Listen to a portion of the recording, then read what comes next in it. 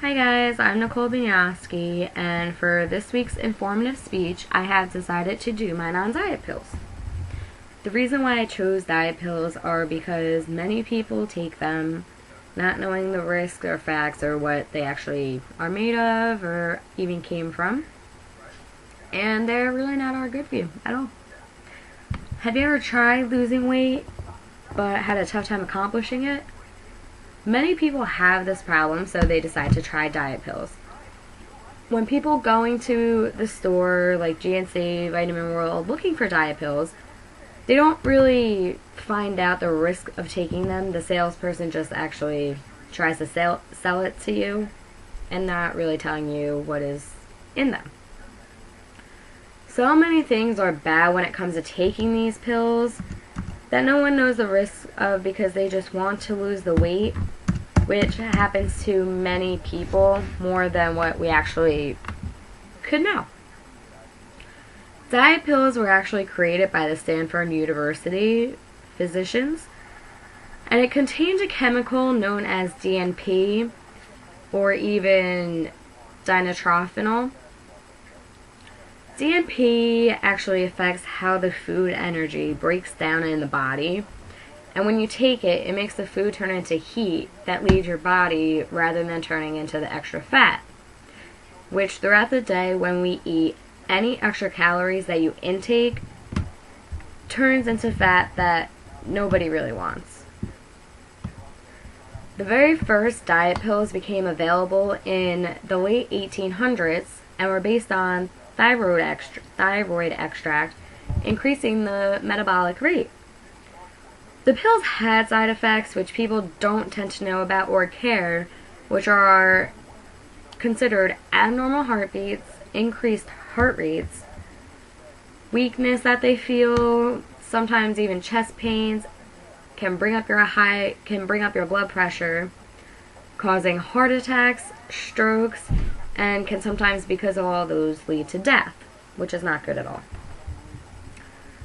By the mid-1950s, amphetamines became everyone's choice of drug. It was given to the soldiers of World War II to keep them alert, but it actually had an effect which was appetite suppression. Because people heard about the appetite suppression that was going on in the war with the soldiers, the pills were being brought into the U.S. to help people lose weight, which made them very happy. People never knew that they would actually have appetite suppression and help them lose weight, but when they found out about it, they just went crazy. By the 1700s, a doctor actually tried using ephedrine mix with caffeine for asthma, which was used later on for weight loss as well as everything else.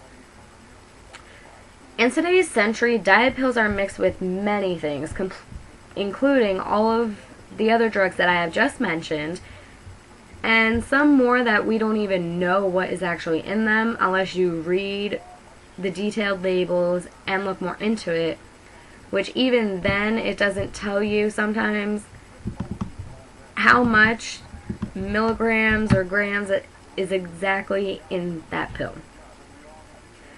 Diet pills usually reduce your hunger satisfaction, but since there's caffeine in them, they usually give you energy, causing many effects like shakiness is the number one. You're always chatting, hyper, and then after that energy is used, you usually crash, which is not good for the body at all. The pills can help you usually lose from 5 to 20 pounds within the 30 days that you're taking them, or the 14-day trial ones, whatever the case is. But right after you get off these pills, the weight will just come back because your body is so used to being on a strict pill, a diet pill, for that long a period that once you come off them and eat whatever you want, your body's not used to that, so it's like a shock to your body and the weight will just come back.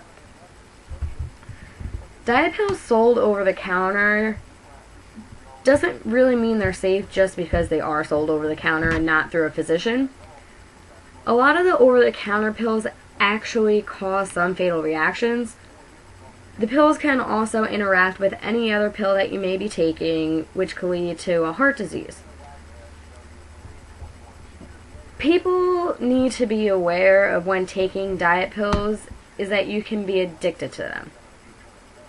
Mostly the people who have eating disorders are the ones to be addicted to the pill, but it could still happen to anybody, whether you have an eating disorder or you're just actually trying to lose the weight. With appetite suppressants, people will take too many, which then leads to the amount of food you're eating very unsafe. Honestly, the best way for a person to lose weight is not through a diet pill. You're putting chemicals into your body and it's just not healthy for you. The proper way is eat healthy fruits and vegetables, watch the size of the proportions you eat, and exercise. Many researchers have done the size of proportions that you get whether you're out to dinner or even at home. This country puts too much on their plate and eats more than they should, overstuffs themselves. Usually you should eat half of the proportion that is on your plate. A person should also have about 30 minutes of cardio workouts minimum for at least 3 to 4 days out of the week to help you lose weight.